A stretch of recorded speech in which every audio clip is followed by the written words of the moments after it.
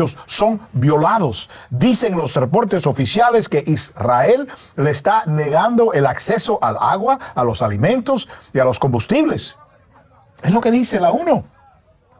Miren estas imágenes que están ahora saliendo de Gaza. Estas imágenes lo dice todo. Sin embargo, la mayoría de los reporteros occidentales generalmente no cubren esa realidad. Y ahora la pregunta, ¿cómo llegamos aquí? ¿Cómo se volvió Israel tan poderoso y los palestinos tan débiles? Y la situación tan peligrosa. Al principio se reduce a una palabra,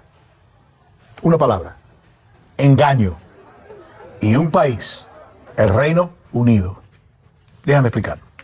Después de la Primera Guerra Mundial, dibujaron el mapa del Medio Oriente haciendo a base de mentiras y engaños a los árabes que vivían ahí. Por repelar al Imperio Otomano, a los árabes de la región le prometieron la tierra que incluye la Palestina histórica.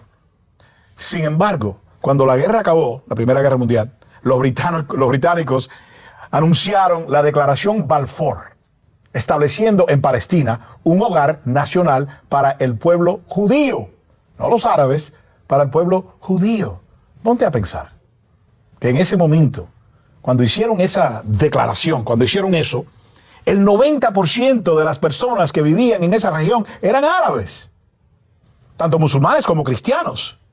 Pero comenzando en los años 1920 y durando hasta el 1948, los británicos forzaron una masiva inmigración judía que también fue eventualmente apoyada por Estados Unidos. En ese momento parecía lo correcto, ¿no? Parecía lo correcto. El pueblo judío de Europa había sufrido bastante del antisemitismo. Y peor todavía fue lo que le pasó, lo que hicieron durante los años de la Segunda Guerra Mundial, cuando fueron víctimas de masacres y torturas a manos de Alemania y Hitler. Es por esa razón que los judíos necesitaron ayuda y un hogar. Pero en ese momento los palestinos obviamente se preguntaron entre ellos mismos, ¿por qué somos nosotros los que tenemos que resolver el problema de los judíos? ¿Por qué tenemos que darle nuestra dignidad, nuestro hogar? ¿Quién tomó esa decisión? Es una pregunta que ellos hicieron, me imagino. Y con eso empezaron las huelgas y las protestas y los boicots y las revueltas campesinas.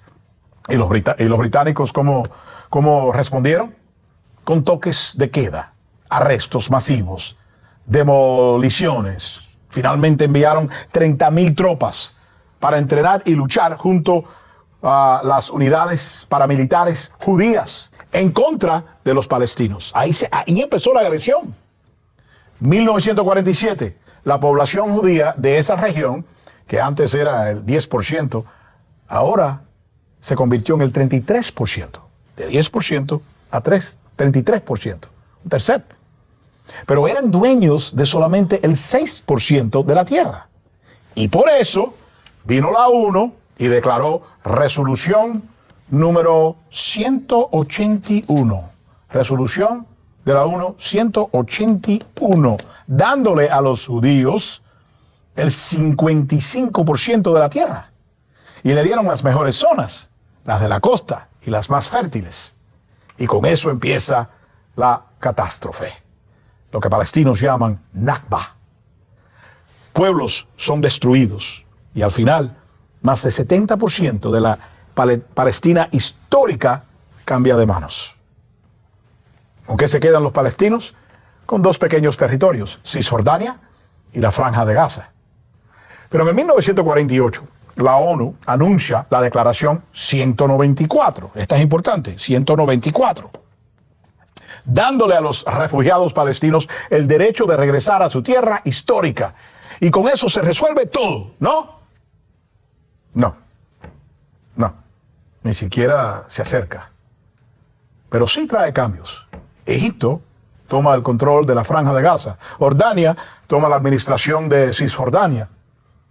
En 1967, ejércitos árabes atacan Israel. Y en 6 días, La guerra acaba en victoria para Israel.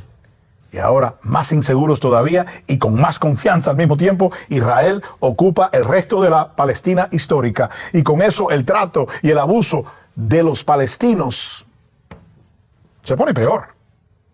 Dicen ellos, y dicen los otros grupos que estudian esto, llegan todavía más extranjeros judíos al país y reciben todos los derechos y privilegios de ser ciudadanos, mientras los palestinos siguen viviendo bajo ocupación militar. Como protestan, hasta que al fin se reviran con la intifada, o lo que quiere decir eso en árabe es el levantamiento, el intifada. Y de ahí nace Hamás. Y después de ataques militares por parte de Israel en el 2008, también atacaron en el 2012, en el 2014, en el 2021, y ahora nos preparamos para otro ataque. Y este que estamos viendo ahora puede que sea el peor de todos, especialmente para los palestinos, incluyendo 1 millón de ellos que son niños, mujeres y ancianos.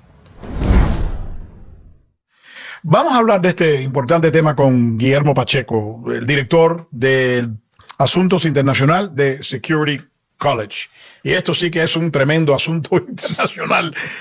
Hablando de la historia, de cómo llegamos a este lugar, yo sigo insistiendo, y lo hablo con todas las personas con quien he hablado sobre este tema, que nada más que veo las huellas de los ingleses. Las huellas de los ingleses.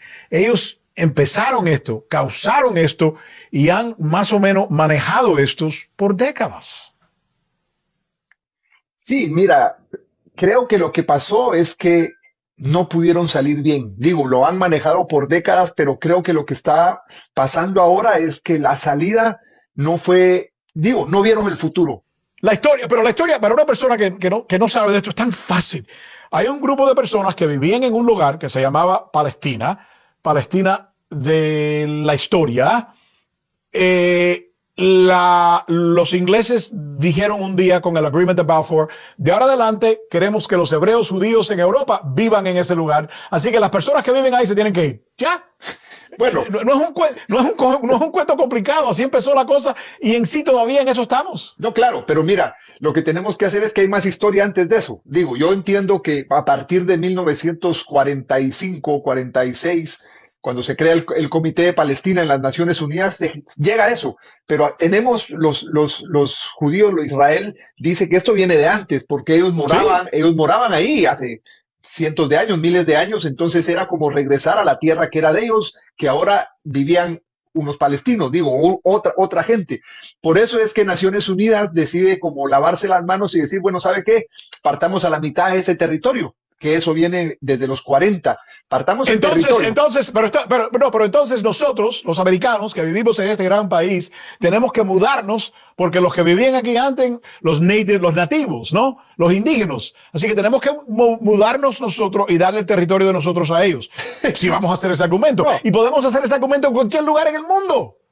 sí, mira, no, por eso digo, ahí el tema era que digamos, la parte de Naciones Unidas, digo, bueno, ¿qué hacemos con estos? Bueno, ¿por qué no los regresamos a donde vivían antes? Y yo estoy de acuerdo, ahí ya vivían Sí. otros, sin lugar a dudas, o sea, sin lugar a dudas, pero para ellos, mira, es como aquí los nativos en Estados Unidos pelean sus tierras. Tal vez dijo, bueno, ellos tenían más tierras, pero sus lugares sagrados los pelean. Digo, hay lugares sagrados que sí ellos pelean y que les han ido devolviendo poco a poco. Eso es lo que pasa con Israel. Israel pedía sus lugares sagrados. Mira lo que se convierte la famosa el templo, que fue un templo que hizo hace más de 3000 años Salomón y que es todavía donde está el muro de los lamentos. Esa es una pared original. Entonces, ahí se mezcla una historia milenial de los judíos, una historia más reciente de los palestinos, y es casi una historia sin parar, digo, porque si